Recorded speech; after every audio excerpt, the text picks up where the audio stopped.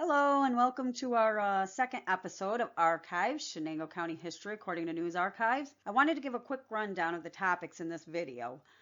First, under cool tidbits, Major League pitcher Jon Matlack moves to Chenango County. Chenango County Pride, our second topic, features Dave and Irma Petley, award-winning farmers, and so much more. Recipes from the past, apple pie, delicious recipe, and again, it was another contest winner. Oh dear moments. In this article did make me say, oh dear. We have axe throwing champion Archie Lobdell slices apple on wife's head. Family, friends, and neighbors. We're going all the way back to 1918 to figure out what they were up to. And of course, I will be ending it with a funny.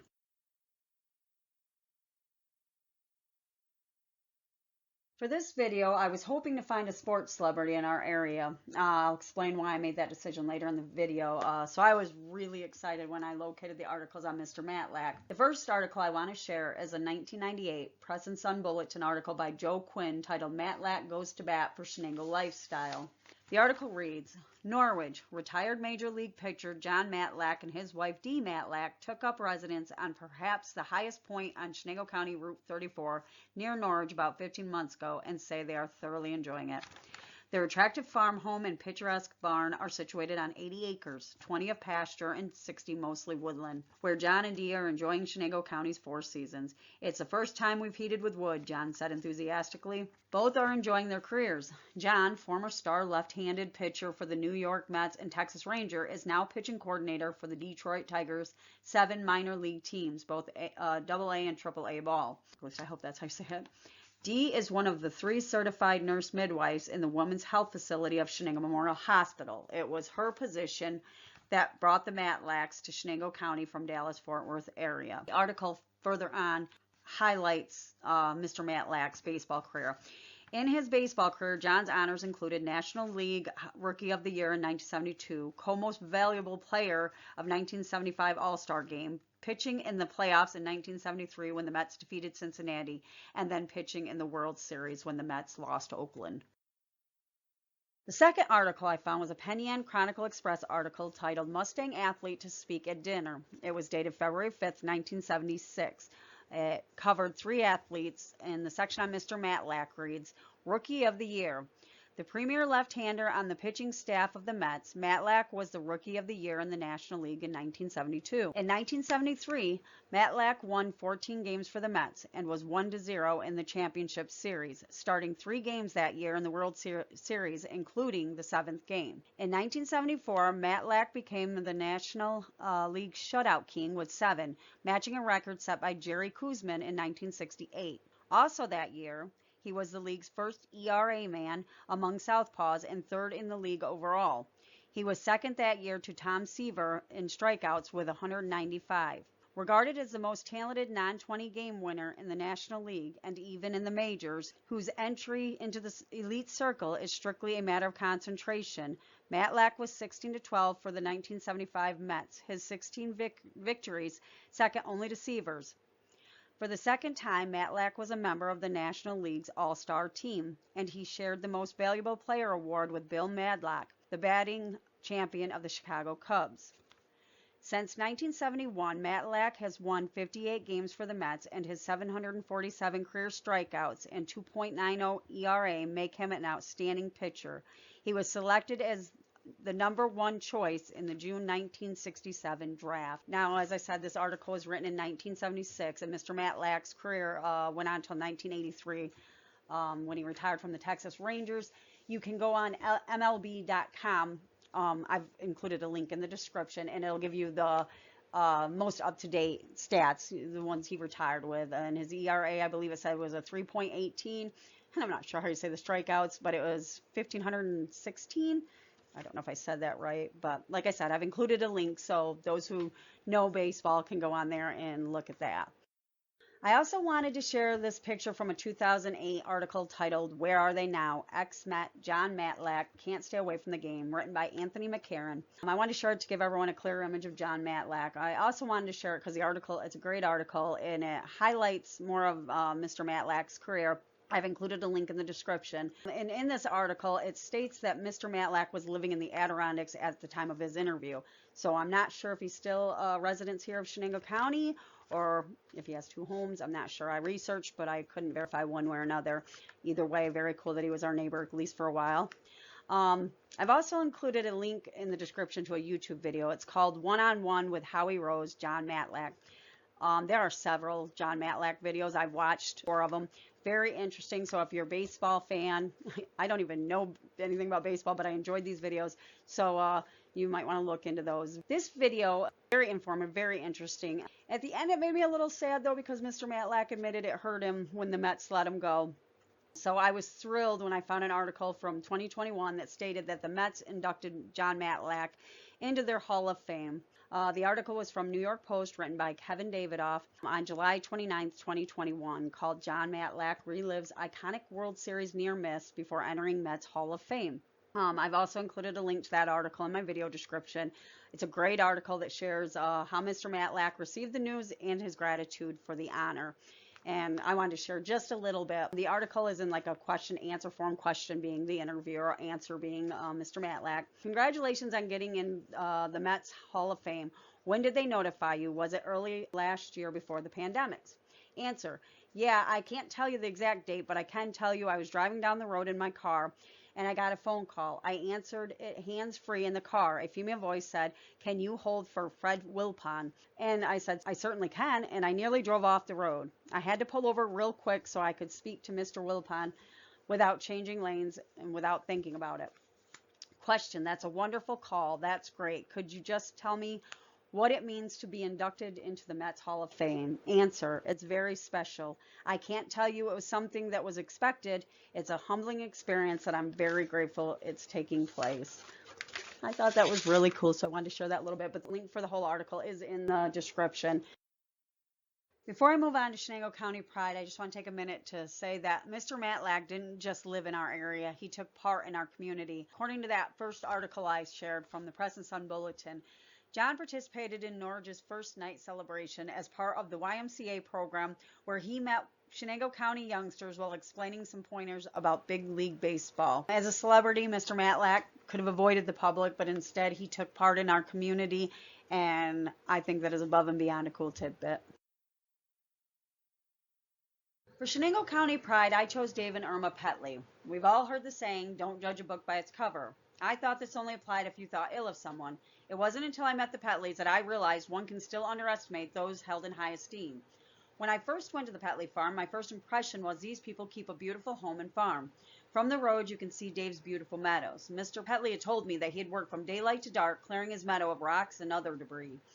Irma, who is too modest to admit it, has a green thumb. In warmer seasons, the first thing that greets you while driving down their driveway is her beautiful garden.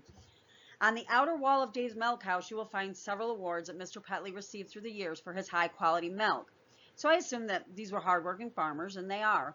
But I made the mistake of thinking they wouldn't have had time for anything else. My husband and I raised beefers, goats, and a few chickens. And that in itself is a lot of work. But Dave and Irma had raised dairy, which is even more work because you have to milk them. So I assume my assumption must be correct. Wrong. I found out how wrong when I decided that I would like to write a kid's book featuring the Petleys. My books are still in the works. I want to write children's books using fun characters, Harry the Spider and the Hoozle-Wuzzles, that focuses on our local people and history in order to encourage children in our area. Dave and Irma have been kind to us, allowing us to house some of our cattle at their farm during the warmer grazing months. So I wanted to use them in my first book in part to show them our appreciation, but more so because their hard work is the example I want to share with the children. So once I decided to add them to my book, I looked through the news archives. I was hoping to find articles on awards like those hanging on the milk house. I did find some. For example, this article from March 18, 1966, showing Dave winning the largest 5-year increase in production per cow award. I also found an Evening Sun article dated February 17, 1982, titled Back to the Farm for Petley. This article indicates that I was wrong thinking that Mr. Petley was only an award-winning farmer. The article reads, Preston, we recall the old saying that you can keep the boy off the farm, but you can't keep the farm off the boy. For Dave Petley, however, it was a case of you can get the boy off the farm, but you can't necessarily keep him off. Dave was born and raised on a farm, and after working in the industry for a while, it doesn't take long to change your mind, he says. After serving a niche in the Army during the Korean conflict, Dave went to work at Norwich Eaton Pharmaceuticals, then the Norwich Pharmaceutical Co. But after 5 years decided he'd be much happier back on the farm. Since 1959, Dave, a native of Mount Upton, where he was graduated from high school, and his wife Irma have operated a dairy farm on Route 319 between Preston and East Visalia. Irma's parents operated a farm in the Preston area, so when Dave and his wife decided to go into farming, we bought this farm at an auction, Dave recalls. 214 acres are augmented by some 40 acres of meadowland rented from 4 different owners. The farm keeps great Holsteins, and at present Dave is milking 33 head and has 27 head of young stock. The herd is on the owner sampler improvement program, and his present herd average is 18,000 plus. Dave fills his silo with chopped grass from the first cutting in the spring and feeds it out during the summer. The second and third cutting of hay are baled. You're not supposed to get a third cutting around here, he says, but if you fertilize and cut early enough, you can. Last year, he raised about 14 acres of corn, which he put in the silo after he had fed out the spring cutting of hay. He plants his corn as early as possible so that he can harvest as early as possible. I'm in a pocket here, and we have early frost, so we have to plant early so the corn will reach maturity soon enough to get it in the silo before the frost hits, Dave explains. Weather and disease are a great equalizer in this business, he observes. The short growing season in Dave's location is the reason he doesn't grow corn for grain. The Petley farm has its share of both hill and flatland, but there were areas which called for the establishment of several soil and water conservation practices necessary to make better use of the land, and it kind of spreads the workload out a little bit. Except for a youth Dave hires for summer work, the Petley farm is a family operation. Dave and Irma have a 13-year-old son, Ted, and a 17-year-old daughter, Liza, who attended school in Norwich. Liza, a senior at Norwich High School, was named the 1981 recipient of the Chenango County Farm Bureau Citizenship Award. She plans to attend college next fall and has been accepted at SUNY Oneonta. I found articles also talking about both Irma and Dave's family members, fathers and grandfathers, and hard work ethics is something these families have passed down through the generations, as you can see with their children. Okay, the article continues on saying, Dave is president of the Oxford Farmers Cooperative and affiliate of NEDCO, a member of the Chenango County Farm Bureau, and a member of the Agricultural Program Committee of Chenango County Cooperative Extensions. He has also served, and this says as constable, but I believe they meant to say constable, and according to Google, a constable is a peace officer that has the full power to arrest, stop, and search in their area. And he was also a justice for the town of Preston. He says he doesn't have anything against big farming operations, but he feels that a farmer has better control over a smaller operation. Dairy farming is going to get tougher and tougher in the future, Dave believes, because of the price squeeze. But if people use the tools made available to them, such as milk testing, soil testing, artificial breeding, in the extension services, they'll be able to make a go of it, Dave believes. The dairyman is a firm believer in the help farmers can get through extensions. Things keep changing continually, and through the extension you can get unbiased information to keep you up with the changes. But it is up to the farmer to put this information into practice as he best sees fit. He also believes in milk cooperatives. He says he still feels there will be independent dairies dropped, and he feels dairymen should pay more attention to keeping their market for milk. Surplus of milk is a real problem right now, and Dave believes that the margin for mistakes will be much smaller during the next 2 years.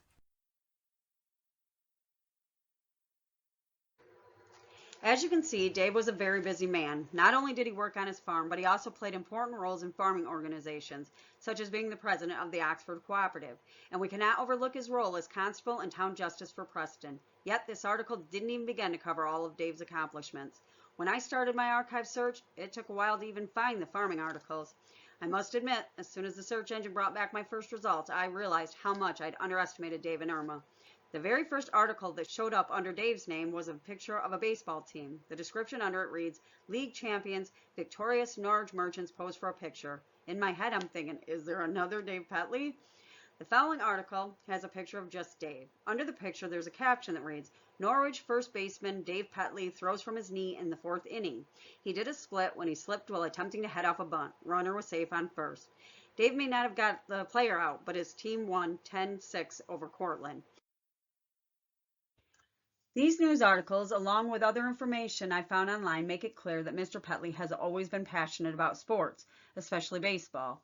As already mentioned, I don't know much about sports, but I can still appreciate the passion and drive that Mr. Petley has for it. That was the reason I chose to try locating a sports celebrity living in Chenango County. I didn't think I'd have much luck, so I was ecstatic when I found a Major League Baseball player had or possibly still lives in the area. Dave might not have made it to the major leagues, but after reading around 100 articles, there's no doubt he took baseball very serious, and he seemed to be very good at it. I obviously cannot share 100 articles, but I picked a few that I thought highlighted his skills. The next 2 articles are from Dave's teen years, and part of the reason I believe he's been passionate about sports always. They are both Norwich Sun articles. The first one was dated September 23rd, 1949, and it shows Dave, along with other boys, trying out for football for Mount Upton School. The second article was dated February 9th, 1950. I believe this is football as well, but I'm not 100% certain. Dave's school, Mount Upton, won against Unadilla School, and according to the article, the high scorers were Dave Petley with 10 for the winners and R. Smith with 13 points for Unadilla. Our next article was from Norwich Sun, dated July 15th, 1958. This would have been the year before Dave and Irma bought their farm. And I also believe, due to an article I read, but don't quote me, I'm not 100% certain, I'll show the article here in a minute, that the Preston Bears, which is the team mentioned in this article, was the first team Dave played for as an adult, but again, don't quote me. The game was between Preston and East Visalia, and the article states, Dave Petley was the man with the big stick, as he had 4 hits for 5 trips to the plate for the winners. The Preston Bears won 14-4. Our next article, Norwich Sun, May 12, 1959. This was the year that Dave and Irma bought their farm. The game was between Preston and Norwich. Preston won 13-9. And according to the article, Dave Petley led the winners at the plate with 3 hits in 6 trips and drove in 4 runs on a double and 2 singles. In these next 2 articles, Dave is now playing for the Norwich Merchants. And this first article is from August 14th, 1967. And again, it was Norwich Evening Sun. It's bound to happen when you play sports. Sometimes you lose. And in this article, Mr. Petley's team, the Norwich Merchants, lost to Owego 7-2. But the article still goes on to praise Dave. As one can see, there was not much offensive noise with the exception of Dave Petley's 2 singles.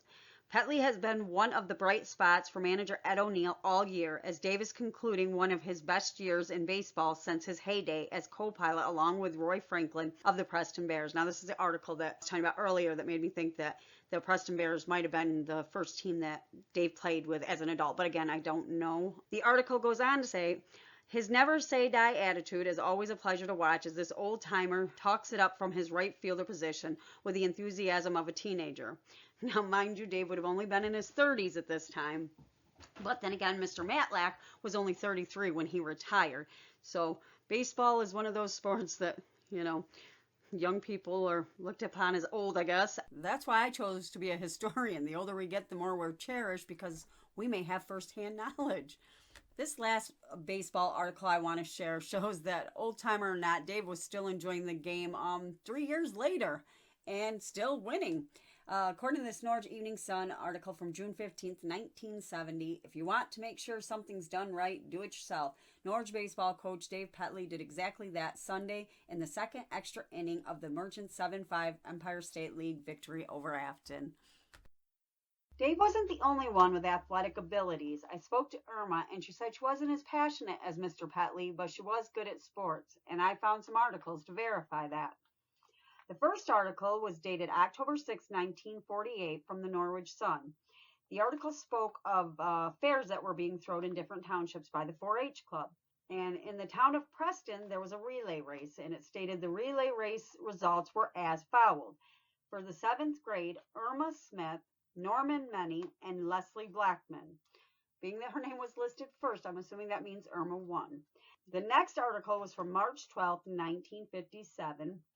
And this was a game being held by Bennett, Ireland. And I believe it was badminton, but don't quote me.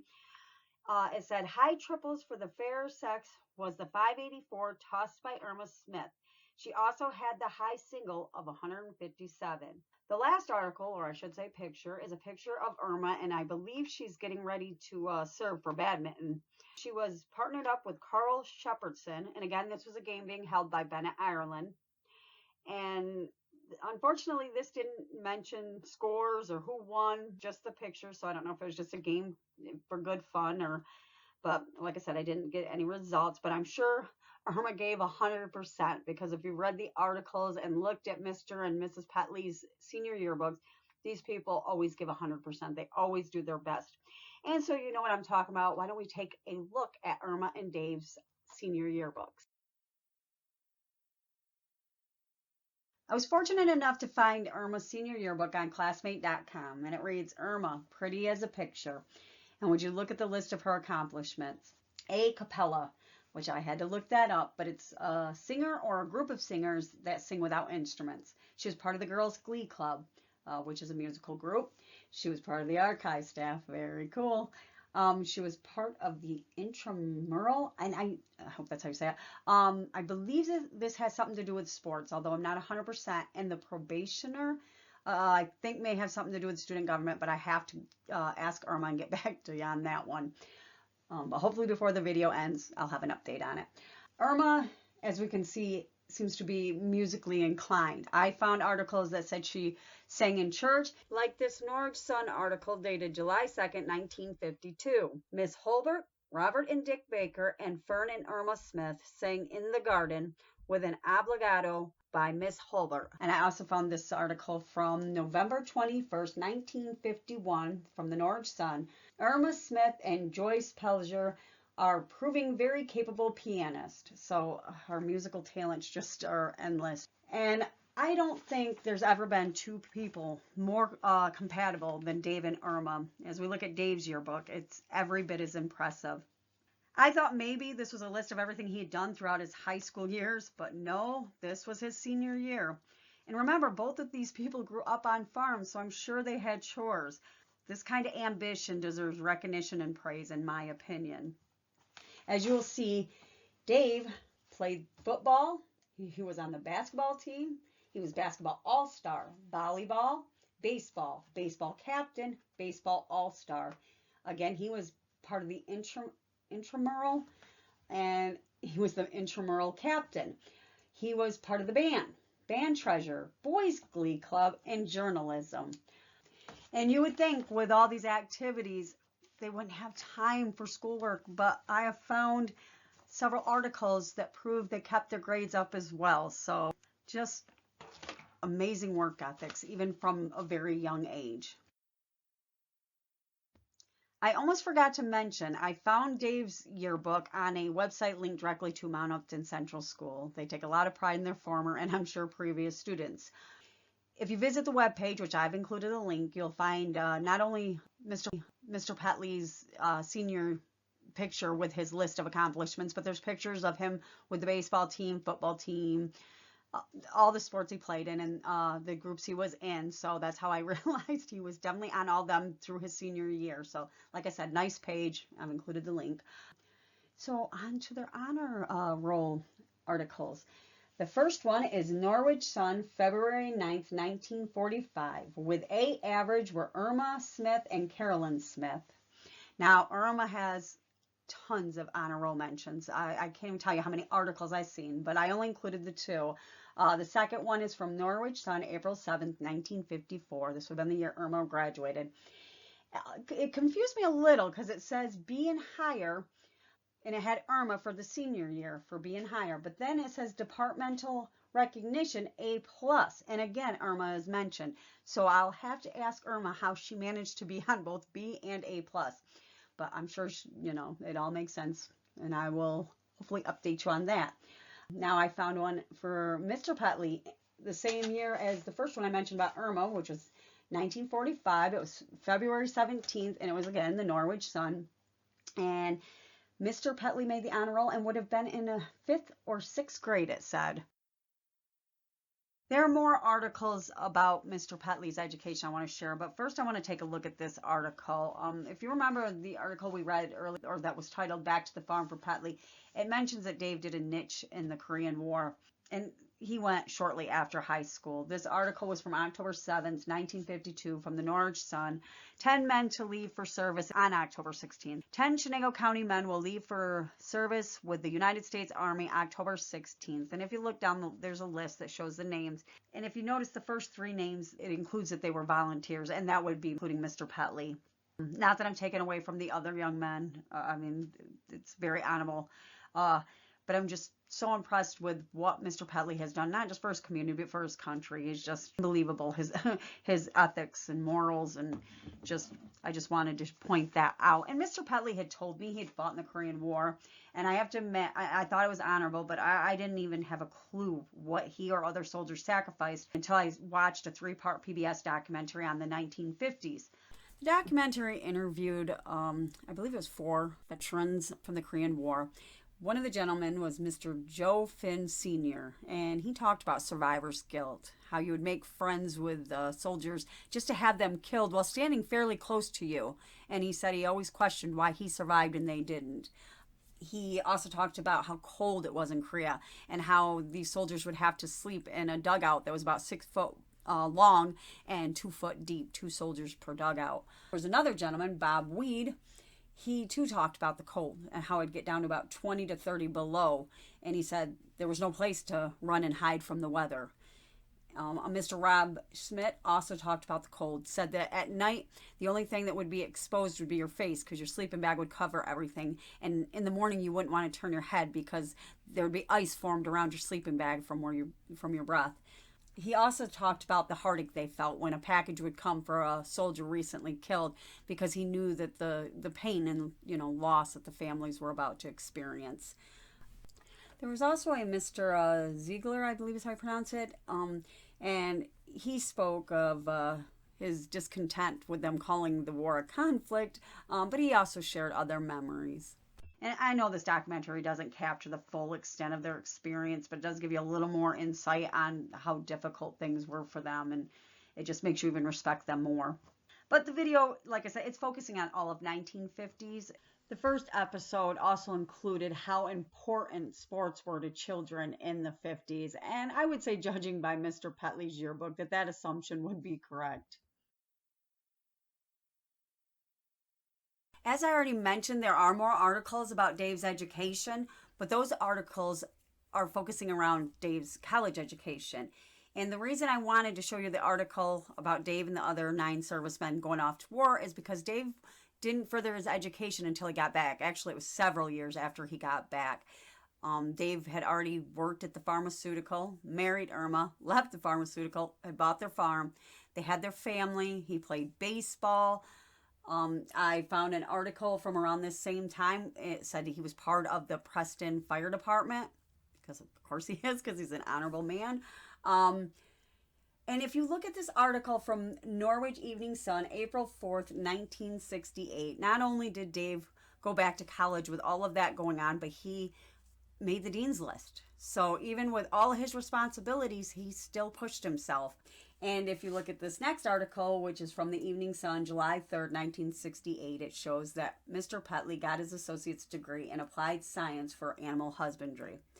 And I want to also bring back the article we looked at that showed Mr. Petley receiving the largest 5-year increase of production award. And I want you to look at that date. That was March 18th, 1966, 2 years before he graduated from college. So Mr. Petley was already an award-winning farmer and yet still pushing himself even further. As a matter of fact, him and Irma have always been award-winning farmers. Exhibit A. 4-H Blue Ribbon winners for Junior Holstein calves. This was an article from Norwich Sun dated August 21st, 1947. And as you can see, Dave Petley is on that list. And Exhibit B. And this is from the Chenango Telegraph, August 1st, 1947, same year. Irma Smith is Preston's 4-H champion this year and will take the camping trip this week. Unfortunately, it doesn't say what Irma was doing when she won. I don't know if it was animal related or sports, but it was definitely agricultural because it was through the 4-H club.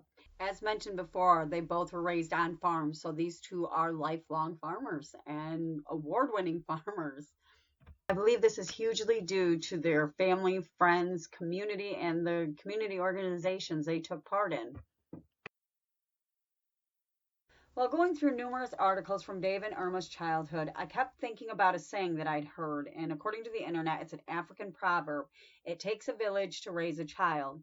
There's no doubt that their families encouraged and inspired them, but I believe that their active community lifestyles also helped shape Dave and Irma into the adults they are today. Here are a couple articles of Irma and Dave taking on important roles in organizations while they were both still very young. The first article is a Norwich Sun article dated April 27th, 1950. The article reads, "At the session of the Juvenile Grange with Irma Smith, lecturer, spring was chosen as the program theme." Now, this article was written in 1950, which would make Irma around 13, I think. I'm 50 and I'm still nervous to speak in front of a group of people. I truly believe their church events, their 4-H events, this is the Juvenile Grange. I think it's something to do with Preston Grange. Help embolden them. I really do believe that.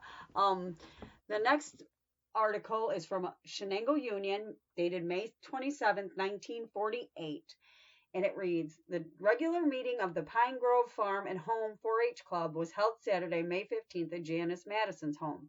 The meeting was called to order by President David Petley." Now, who's going to settle for an ordinary life when at, I believe he's 13 or 14 himself, because this was in 1948, after being president? But the community is definitely better because they chose to live a little bit of an extraordinary life. As I said earlier, Mr. Petley was part of the fire department, the Preston Fire Department, that is, at least according to this Norwich Sun article dated December 9th, 1965, titled "Downey Elected President of Preston Fire Department." The article states other officers elected were Dave Petley, Vice President. And as previously mentioned on the article Back to the Farm for Petley, Dave was Preston's town justice, and I found the article from the Evening Sun dated February 18, 1969, and this is when Mr. Petley was appointed. Petley named Preston justice. Preston David R. Petley Star Root has been named to fill the vacancy caused by the resignation of Charles Williams as Justice of the Peace. Mr. Williams recently moved from the town. Mr. Petley's appointment was made by the town board at the regular session Thursday night. Just when I think I can't respect Mr. Petley more, I find this article from September 15th, 1970 from the Norwich Evening Sun titled "ASC Elects New Members." Mr. Petley is one among many actually to join, which is wonderful to see. And they focused on issues like erosion, deep lacerations, and poor soil. I took a class in college, an environmental class, and this is something we should all be concerned about, whether a farmer who needs, to have good crops or just, just to take care of the environment. It's just, I thought it was really cool that with everything on his plate, he still took the time to try to perfect his farm. So, and I'm not the only one that has the utmost respect for Mr. Petley, as you will see in this next article, which is a letter to the editor. This article was from May 1st, 1980, the Evening Sun, and it said, "For a job well done. To the editor. Our thanks go out to Dave Petley for taking his time and using his talents for conducting the open hearing of the Preston Town Finance on April 25th. The meeting was kept in order, organized, and everyone's questions answered, with Dave as the chairman. Dave showed his fairness and just ways in conducting this meeting. Again, Dave, our thanks for a job well done. The town board and concerned citizens of Preston." And the community still has the utmost respect for Mr. Petley. I was looking at the Chenango County directory, and although it says 2021 in the corner, the cover page said 2022. And if you look down at the town planning board, you will see that Dave Petley, along with 3 other gentlemen, are part of the committee and will be indefinitely. So that is pretty cool. As previously mentioned, Dave and Irma are the perfect match. Irma is every bit as hardworking and honorable as Dave. I'd like to show this article from the Norwich Sun, dated May 12, 1960. Services awards given at BI dinner, and BI stands for Bennett, Ireland, where Irma was employed. And as you can see there at the bottom, she was celebrating 5 years with the company. And if you look at that date again, it was 1960, so her and Dave already had the farm. I've heard so many good things about Irma. I just recently met a cousin I wasn't aware I had. Her name is Pam, and she was good friends with Liza Petley when they were children. She said Dave was busy, so she very seldom seen him, but she said Irma was always kind to her. And Irma herself told me that they opened their home up to a young girl years ago, and she's still part of their family. Dave and Irma have done a lot for the community, and it hasn't gone unnoticed. I'd like to share a few articles. This first one is from Norwich Sun, September 17th, 1952. Proceeds from bake sale for charity. Edda Epsilon Sorority will sponsor a bake sale Friday, September 19th at the South Broad Street Victory Store. Proceeds from the sale will be used for charity. The committee in charge is composed of Miss Emma Broderick, chairman, and Miss Mary Lou Powell, Miss Jane Smith, Miss Virginia Wales, Miss Mabel Delworth, I think, and Miss Irma Smith. I also found this article from the Evening Sun, May 18th, 1971, and it says Cancer Groups at Work. And this article shows that Irma was helping to raise money for cancer as a cancer crusader. Dave and Irma's kindness isn't just felt here at home. They also took part in the Hay for Texas. I'd like to show this first article, dated October 6, 2011, and it's from the Evening Sun. And it says, Hay for Texas, Operation is Success. And if you look down, it says contributors, and it's got Dave Petley. I want to show this other article, which says basically the same thing that the one I'm showing you, but it's a little bit shorter, so you can get through it a little bit quicker. But I've put a link to the one I'm showing you now, so if you'd like to read it, feel free to go to the description of this video at YouTube, and the link will be there for you. From the Evening Sun, November 2nd, 2011. Farm Bureau totes Hay for Texas at annual meeting. Coventry, workers and supporters of the agricultural industry gathered at the Silo restaurant for dinner Tuesday night as the Chenango County Farm Bureau held its 56th annual meeting. Members of the Farm Bureau had much to celebrate this year. In October, the organization was selected as a winner in the American Farm Bureau Federation County Activities of Excellence program for its work in the Hay for Texas initiative. Hay for Texas, which has steadily gained support by local farmers despite their own crop loss during September's flooding, shipped hay from area farms to Texas, where severe drought has destroyed crops and livestock and crippled much of the farming industry there. Volunteers and organizers were given special recognition last night for their endeavors in transporting the hay from New York to Texas.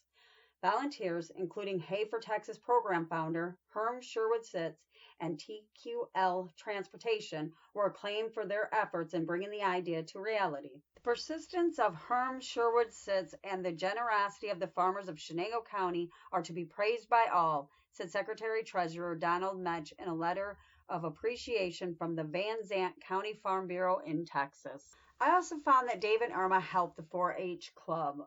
What impresses me the most about Irma and Dave's contribution is the time that they both put into it. Anyone can donate money, but the time and work that the Petleys put into helping organize charities to putting up hay is honorable. As I mentioned before, there were so many articles to pick from, so I truly hope that the ones I've shared captured the extraordinary life that Dave and Irma are living. So to recap, Dave and Irma are both highly educated people. They are lifelong award-winning farmers. Yet Dave furthered his education and knowledge by obtaining an associate's degree in animal husbandry. He also furthered his knowledge by taking part in farming organizations. They have both worked for industries and been successful as self-employed farmers. They are both active members of their community. Irma has shared her musical talents, and she and Dave have given to and worked for charities. Dave has been a soldier, baseball player, justice of the peace, and a fireman. He has lived a life that some men have only experienced through video games. I almost forgot to mention that Dave was also a teacher, I believe a shop teacher for South Etzialik School. I cannot think of a more suitable person to instruct children. I am sure I am leaving some things out. I've only talked to Dave and Irma a couple of times, so most of my information came from the Evening Sun. So I'm sure some accomplishments didn't make it to the paper. But what we have learned is enough to warrant praise. Dave and Irma are retired, but it would be silly to think that they are taking it easy. Irma still gardens and keeps a beautiful home and helps Dave on the farm when he needs it. Dave still puts up hay and keeps his fields clear of any debris. He also puts up firewood, utilizing the resources of his land. I cannot praise these two people enough. They are a perfect example, not only to children, but to all of us, for living life to the fullest. For recipes from the past, we have apple pie with crumb topping. I found this recipe in a November 4th, 1970 article from the Norwich Evening Sun. The article reads, Apple Pie wins Sun Chef title for Miss Betty Barnes.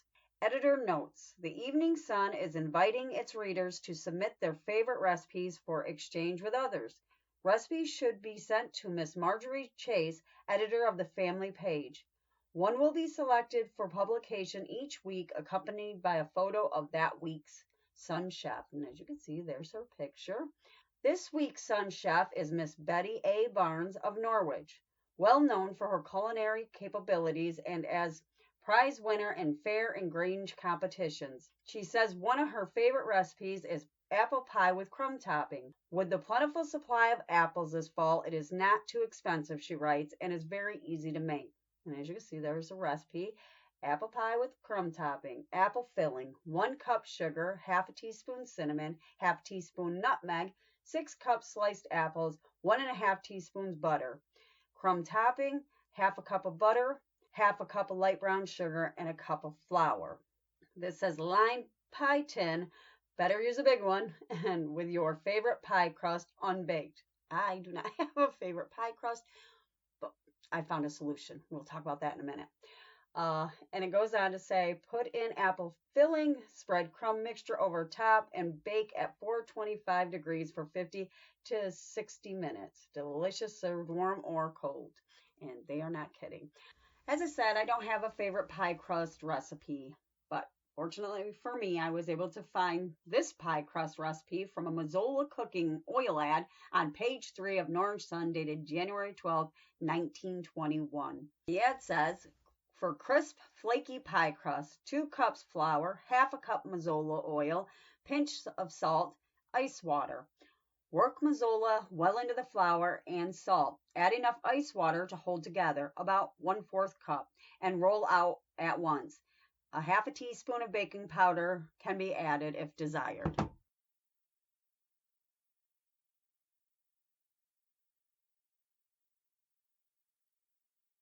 I feel a little guilty. I didn't have Mazola oil. I had to use Great Value vegetable oil, but it still tasted delicious, and I still appreciate the recipe. Thank you, Mazola. And if you look at my pictures, you'll see that the apple pie turned out delicious. And if you notice, my apple has a little twig on it because I too, being fall, got my apples from the farm. So inexpensive and delicious. And if you love delicious pie recipes, you should give this one a try. Family, friends, and neighbors, what were they up to? I thought this article was so cool. This is from the Norwich Sun, and it's called Personal Mention, and it's dated October 4th, 1918. Unlike in the first archives, I do not know anybody from this article. So what were they up to 104 years ago?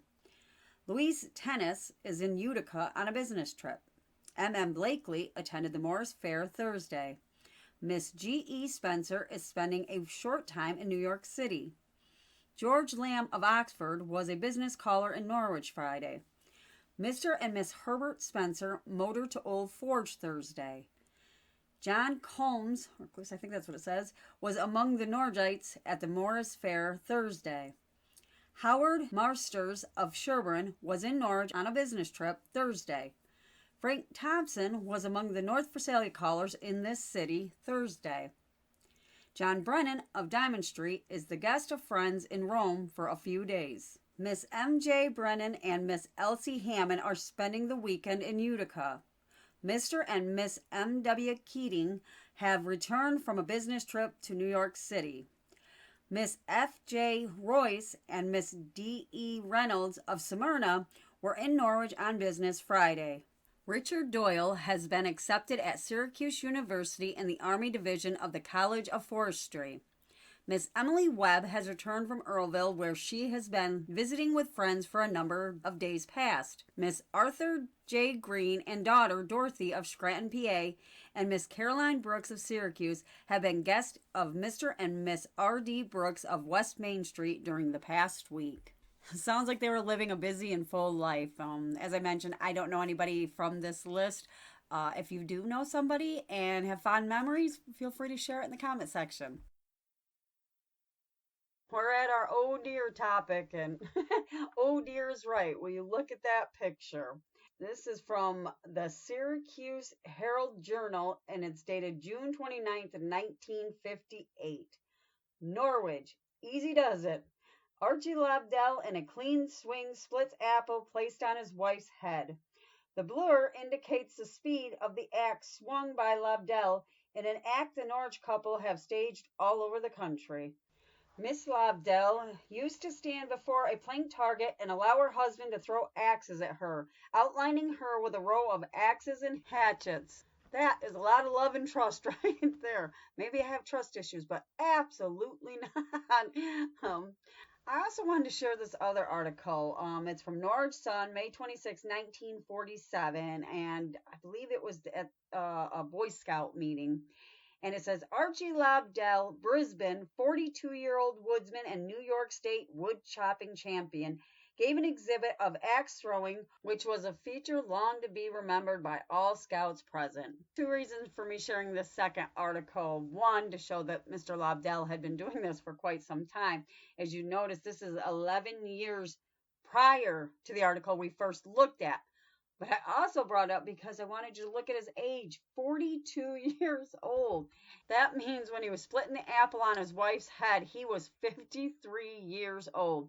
Now, my husband just turned 54. He was 53 just a few days ago. And I've seen this man double up on reading glasses. So again, absolutely not. I could not imagine. But God bless her. That is a lot of love and a lot of trust. Finally at our funny. This is from the Norwich Evening Sun, October 11th, 1963, and I thought this was absolutely perfect after seeing Mr. Petley's yearbook. This funny reads, "Hi, Carlisle. He won't talk to you now, Jenny Lou. It's football season. You should have tried last week. Last week was baseball season. Yes, I know, but there was a couple minutes in between."